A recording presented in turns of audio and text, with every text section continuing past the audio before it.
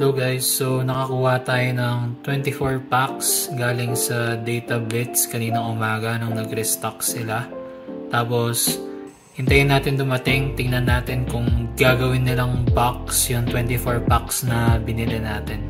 So, yung next part nito, yung opening na. Hello guys, so dumating na yung packs na in-order natin sa Data Blitz. So, 24 packs yun and ito ang dumating sa atin, so box siya. So, kapag yun nga, nag-order kayo sa Data Blitz ng packs, basta 24 pieces box yung ipapadala sa inyo. So, ayan. Open lang natin. Ang tagal ko na rin hindi nag-opening ng may commentary. Makikita nyo naman sa channel. So, pagpasensyahan nyo na ako. Medyo sabaw ako. Tapos, ano rin, first, ito rin yung unang box. Unang OPO5 box na i-open ko. So, ayan, hindi ko pa alam kung hindi ko pa masyado alam kung ano yung mga magagandang cards competitively. Pero ayan, sige, tingnan natin. Halos alam ko malakas yung kid na mataas. Kasi yung kid SR kahit ano lang siya. Kahit normal SR nasa 500 to 600 yung selling price niya. Tingnan natin. Sana swerte sa tingnan natin. Na Amre. Okay, may Enel SR tayo. Hindi ko ano ba? Ano mas okay? Iyan na ba natin? I-rush na ba natin? Pero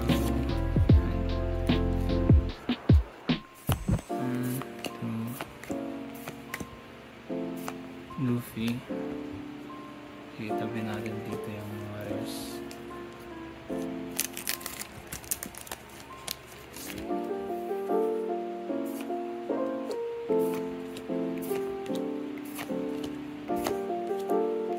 Ayun na.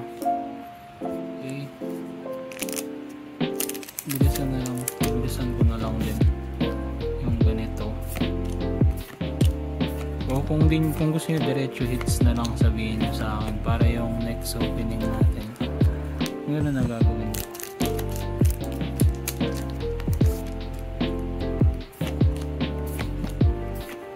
Skip na ako para makita lang rin yung mga mga cards, diba? Kaya iniisa-isa ko.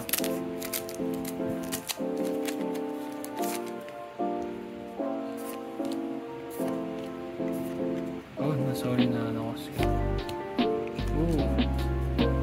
Error pa rin. Tagal pa. May tip.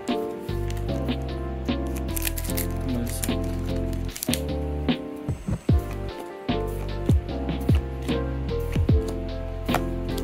Okay. Error na naman. Base sa mga nakikita ko online, malakas yung purple na Luffy kaya buti na lang nakuha natin yung leader niya para may magamit na ako. Pero yung Enel, ito nga, malakas nga yung Enel. Malakas din yung Enel. Ang problema lang sa Luffy na deck is mahal siya kasi kailangan mo ng Kid SR dun and nasa 500 to 600 siya per SR kahit hindi siya alt-type. Yung Enel naman budget option, malakas na siya pero malakas pa rin yung Katakuri, yung Whitebeard mahina na ngayon base sa mga kwento. Sago hindi pa masyado gamit. Yung Belobeti parang rush deck siya, so gusto nyo ng mga matapos agad yung games nyo ng mabilisan, Belobeti kayo. Pero kapag di nyo natapos yun ng mabilis, kayo naman yung tatapusin ng kalaban, so yun yung drawback nya. Yung Enel naman, ito yung Dawn card ng OPO5, ganda. Yung Enel naman, ang effect nya is ang concept ng deck niya is papatagalin niya yung game hanggang sa Ay, ba yan? Hindi mali. ang concept ng Enel is papatagalin niya yung game. Kumbaga uubusin niya yung hand cards mo gamit yung rush na Enel niya na SR, yun yung na-pull natin kanina.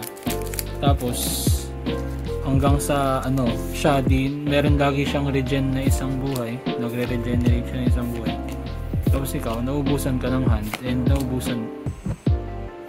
Okay, bawi na yung box natin guys. Wala, hindi ako naghanda ng hindi ako naghanda ng sleeve, sorry. Isero isi-sleeve at top loader natin yan iingatan ko yan. Bawi na ang box. Malakas, ayan din, malakas rin yung black blue ang kind. Kaso nalulugi lang yata sa yellow sa late game, yun yata yung weakness niya. So magandang sign yan guys kasi leader alt art. So malamang yung next na ayun nga, alt art nga yung next natin na hit. So ayan yung magalakas yan si Gedetsu. Malakas yan. Isa yan sa staple ngayon sa yellow, kaya solid pull yan. Staple yan, ilalagay yan sa Enel pati sa Katakuri kasama nung isang rare na bilog. Hindi ko nakakalimutan ko si names nila, tagal na kasi. Pero ayan, itong bilog, malakas yan sa yellow. Ito yan, saka yung Gedetsu, ayun, nilalagay yan sa yellow deck lagi. So magandang pull yung Gedatsu. Basta yun. Pero actually tapos na guys. Yun na yung pull natin. May Kizaru SR tayo, sakto dun sa leader na na-pull natin. Pero ayan, ubusin na lang natin. Kapag meron pa ditong, ewan ko kung may chance na nandito yung Luffy na na one per case. Pero kung meron yun, God box na to. Hindi natin alam. Pero sulit na sulit. Leader na kuha natin guys. Gawing mawi yan. Hi, thank you Databits. Sa 24 packs na in-order ko a few days ago, ayan yung nakuha natin.